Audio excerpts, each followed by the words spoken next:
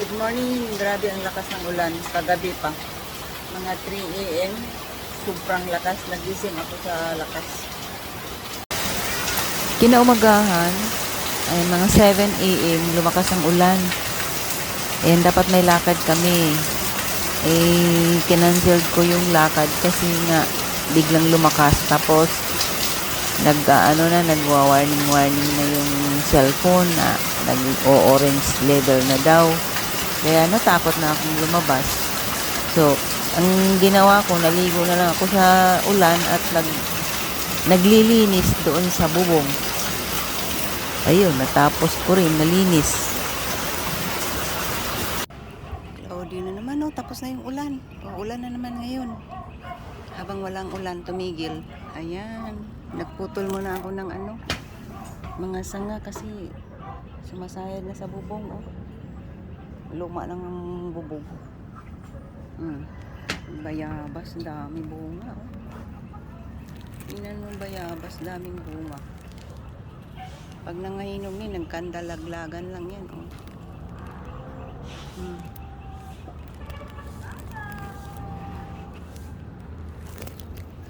Ito, hinog na to. Ayan. Pwede siyang kainin. Ayan. Tamis. Tamis. Maliliit siya pero tamis.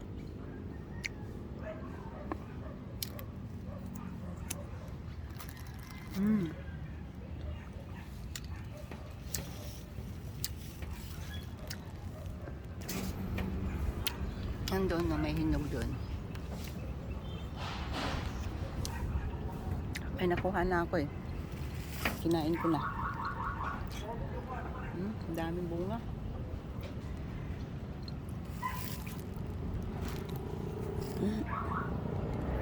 Ayan, maitim na naman sa kabila, oh. Parating na naman tong ulan ko. Hindi pa ako tapos maglinis. Maligo na ako sa ulan. Rapal kung tinakip, nasira sa hangin. Ayan. Mangga. Anong mangga? Shout out sa lahat. Yan ang mga bubong ng kapitbahay. Mga bungalow type lang kasi itong namin, yung bahay dito sa Bulacan. Ayan, walis. Pangkat ng nagkakat ako ng mga sanga ng bayabas. Yan, parating na naman ang ulan. May hinog, oh, malaki. Ayan, oh.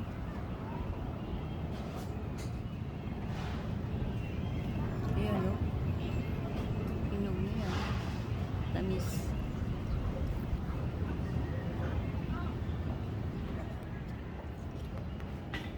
May nakuha na ko eh, nandito sa pocket, oh.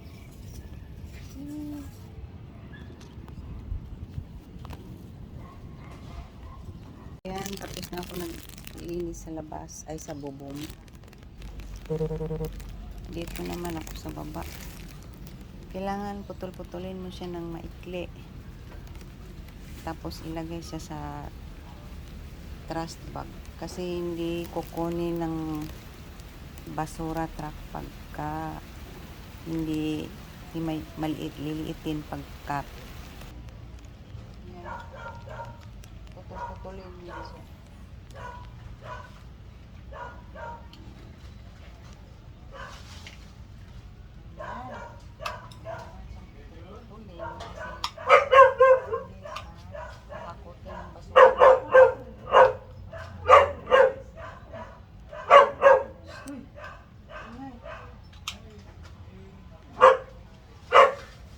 Maligo na rin ako. Basaan sa ulan. Ang daming dahon.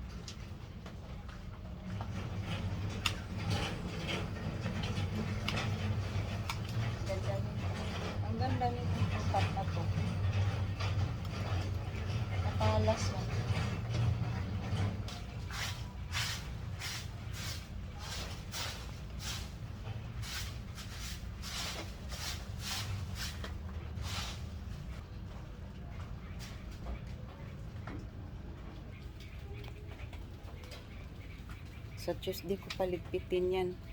Kasi Tuesday pa ang hakutan ng basura.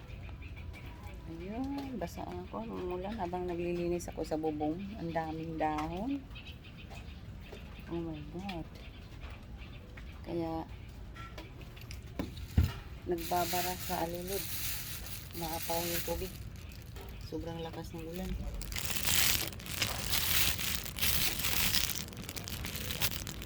Saan ko naman yung mga ano?